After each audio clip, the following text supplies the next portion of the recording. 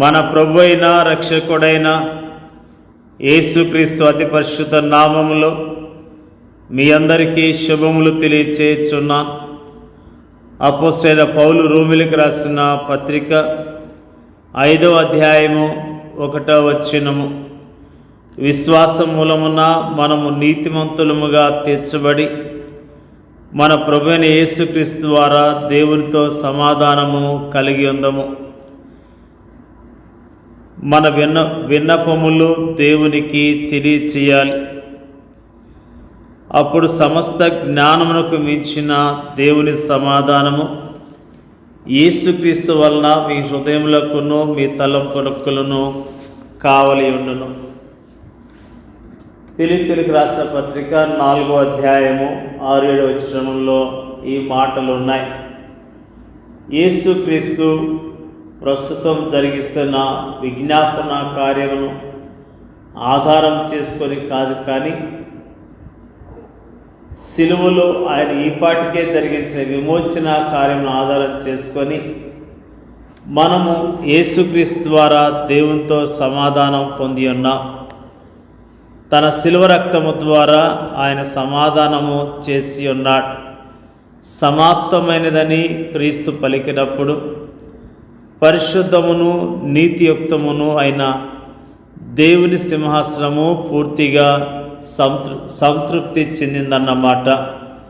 సజీవుడిగా తిరిగి లేచిన ఆయన ఇప్పుడు మన సమాధానమై ఉన్నాడు. గతములో ఆయన కల్వరి శిలువలో జరిగించిన విమోచన కార్యం ఆధారం చేసుకొని ఆయన ఇప్పుడు మన సమాధానమై ఉన్నాడు. అంతేకాని ఇప్పుడు ఆయన జరిగిస్తున్న విజ్ఞాపన కార్యం ద్వారా కాదు. దేవునితో సమాధానం దానికి ఫిలిప్పీయులకు రాసిన పత్రిక 4వ అధ్యాయం 7వ వచనంలోని దేవుని సమాధానముగా మనము తప్పుగా అర్థం చేసుకోరాదు. ఫిలిప్పీయులకు రాసిన పత్రిక 4వ అధ్యాయం 7వ వచనంలోని దేవుని సమాధానము మన హృదయ స్థితికి సంబంధించింది కాగా, రోమీయులకు రాసిన పత్రిక 5వ అధ్యాయం 1వ వచనంలోని దేవునితో సమాధానము మన ఆత్మస్థితికి సంబంధించినది. మొట్టమొదటిగా నేను దేవునితో సమాధానం కలిగి ఉన్నానా? అవును, ఎందుకంటే క్రీస్తు నా కొరకు మరణించాడు కనుక. రెండవదిగా నేను నా హృదయములో దేవుని సమాధానం కలిగి ఉన్నానా? అవును, నాకు ప్రభువైన యేసుక్రీస్తు ద్వారా దేవునితో సమాధానము కలిగినందున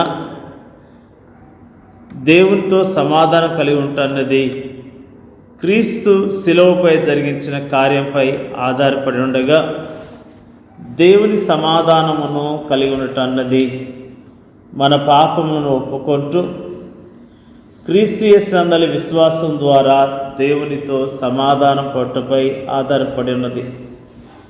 మన హృదయముల్లో చింత కానీ ఆందోళన కానీ చోటివ్వక ప్రతి విషయంలోనూ ప్రార్థనా విజ్ఞాపనల చేత కృతజ్ఞతాపూర్వకముగా మన విన్నపములను దేవునికి తెలియచేసినప్పుడు దేవుని సమాధానం మన హృదయముల చుట్టూ ఒక కవచంను ఏర్పాటు చేస్తుంది.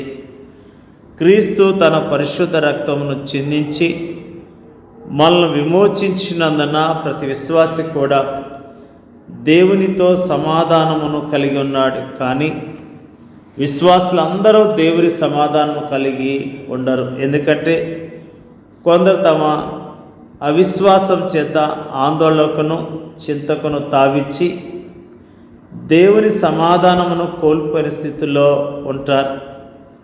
ప్రియమైన దేవుని యొక్క ప్రజలారా, నీవు దేవునితో సమాధానం కలిగి ఉన్నావా?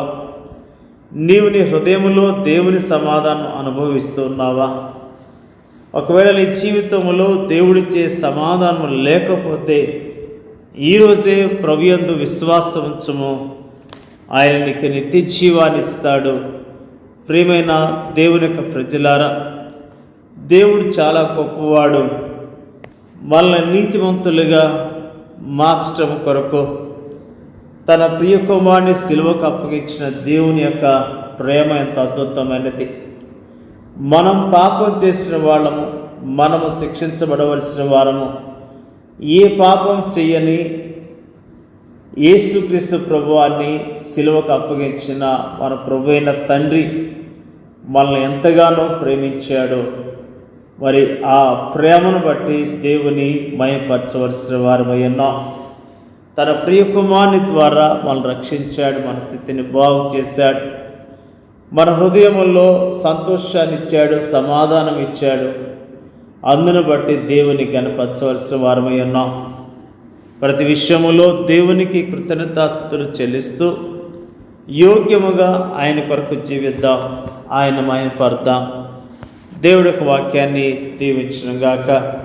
పరిశుద్ధుడైన మా తండ్రి, నీకు వందనాలు, స్తోత్రం తెలియజేస్తూ ఉన్నాం. విశ్వాస మూలమున మనము నీతిమంతులుగా తీర్చబడి మన ప్రభువైన యేసుక్రీస్తు ద్వారా దేవునితో సమాధానం కలిగి ఉందాము. ఎంత అద్భుతమైన మాటలు మాకు తెలియజేశారయ్యా, నీకు వందనాలు తెలియజేస్తూ ఉన్నాం. మాకు ఇచ్చిన రక్షణ బట్టి నీకు వందనాలు, విమోచన బట్టి నీకు వందనాలు, నిత్య జీవాన్ని బట్టి స్తోత్రములు.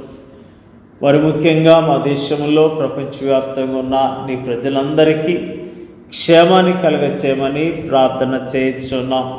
నీ ప్రజలు నీ రాకడ కొరకు ఎదురు చూస్తూ యోగ్యముగా జీవించడానికి కృప దయచేయమని ప్రార్థన చేయించున్నాం.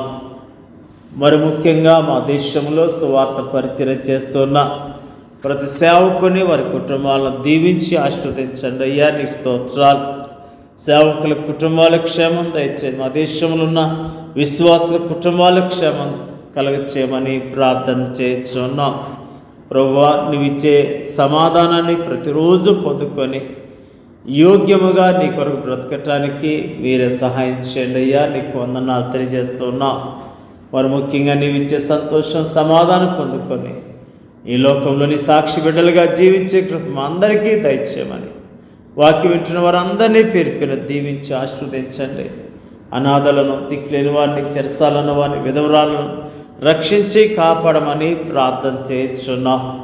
మరి ముఖ్యంగా ప్రార్థన చేయించున్నాం. ప్రభుని నామం ఎరగని ప్రజలు నీ యందు విశ్వాసం ఉంచి నీ నామములో రక్షణ పొందుకొని నిత్య జీవాన్ని పొందుకోవటానికి సహాయం చేయమని ప్రార్థన చేయించున్నాం.